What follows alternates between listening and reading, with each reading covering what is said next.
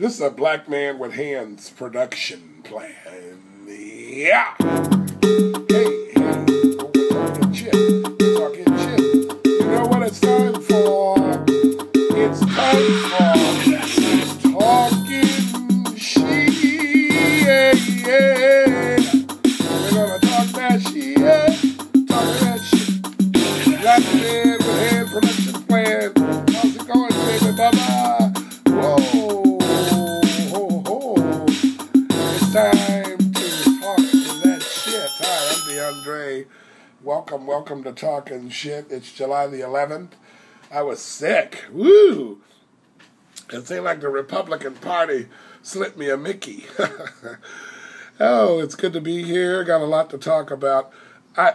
Basically, I just discovered over my little hiatus here, I'm on my way to San Francisco. I'll be broadcasting live from San Francisco tomorrow. I'm heading out tonight. And I've been dealing with some stuff. I've been paying attention to the news. Eric Holder made it through a lot of this mythological BS about, that gun stuff and contempt of Congress.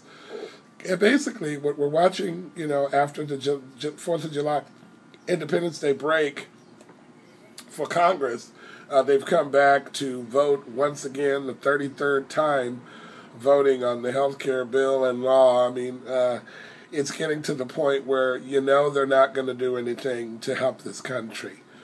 They now what the Republicans are focusing on are basically voter suppression and abortion digression. They're going to take us back to the 50s, and they want to lie about how Democrats don't cut taxes when Barack Obama has clearly cut taxes. It's sad that the Republican Party uses lies like the fact that Mitt Romney is hiding money in these offshore accounts. And can you imagine if Barack Obama was doing that? Just imagine if Barack Obama had millions of dollars hid in some sort of tax avoiding scheme offshore. And furthermore, I believe one of the banks or one of the companies or whatever that where Mitt has his money is under investigation for tax evasion. So the guy that claims that the best way for a Republican that's wealthy, that has a lot of money, to avoid tax increases is to hide the money. It's very unpatriotic. This man takes jobs away from our country, the way he runs investment firm Bain Capital, and he takes revenue away from our country.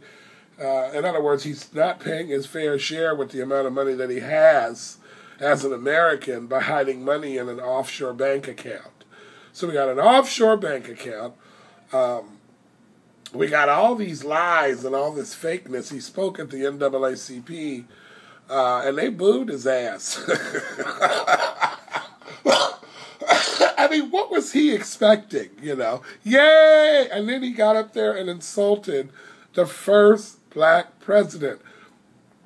Mitt Romney could have navigated around talking shit about Barack Obama in a direct fashion and could have did some indirect comments, but he, unlike Barack, who is a master at social, he's a master at interacting with people. I was listening to Joe Biden the other day talk to another Hispanic group, and just the language and the heartfelt sincerity of the way he was speaking was totally appropriate and a part of what this reelect ticket is all about. And Mitt Romney has a foot in his mouth. He's flat-footed on anything outside of rich white people.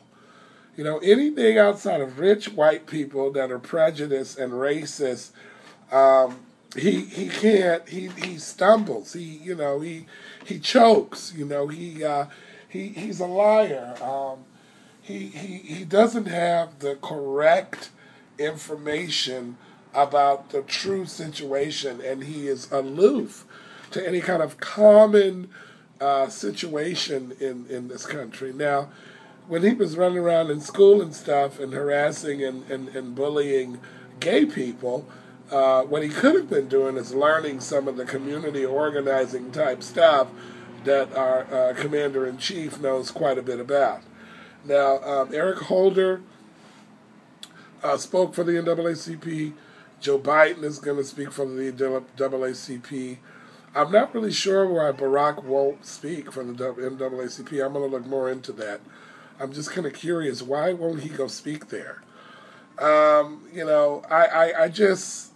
Barack Obama. I know that there's a lot of drama, but in the end, I really believe that the Republicans have not proven that they need to be in the White House.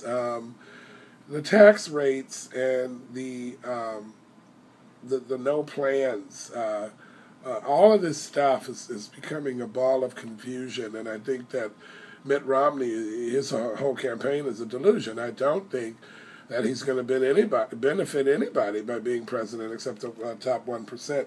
I mean, just the way he comes off internationally, I just think he would be a disgrace. He would be just an imbecile talking to these world leaders and stuff. I do not believe that he even believes. I mean, one of the things that I also need to tell you is I don't think Barack and them is through with his ass.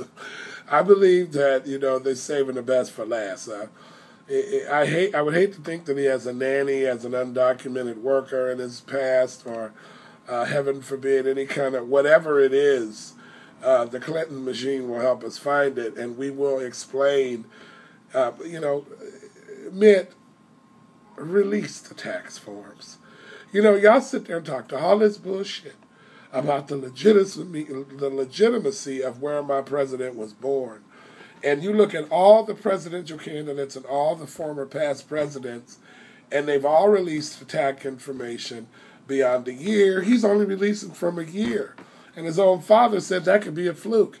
His own father, who marched in civil rights movements, released 12 years of tax information. Mitt's only going to release one. I mean, it's ridiculous. I'd like to close today's show by sending a prayer and some hope and some love to Jesse Jackson Jr. I understand that he's going through a tough time, that he has not been able to be out on the floor voting, and that he's going through some personal stuff. They trying to link him in with Blagojevich bullshit and all of that, and setting aside all of that. This peaceful activator, this guy who is an activist and is really a neat guy, may have screwed up with some stuff on a personal level, and he won't be the first one. They even got Representative Wieners that's thinking about coming back politically, and we all know the horrible mess he got himself into. But humans are humans, I just want to put a special note out to Reverend Jesse Jackson's son, that we care about you here at Talking Shit, and we know that you're a human being, and we pray for you. Whatever your personal struggle is, brother, God is with you. You only live once, but you're forgiven a lot of times, Take it from somebody that has need forgiveness on a personal level. And I just want to give a shout out to Jesse Jackson Jr. Our prayers are with you no matter what you got on you. We're with you, brother. We support you. We can help you. Reach out. Much love. I want to just ask God, right now, to give us a chance to keep Barack Obama in there. We're going to keep Barack. We're going to keep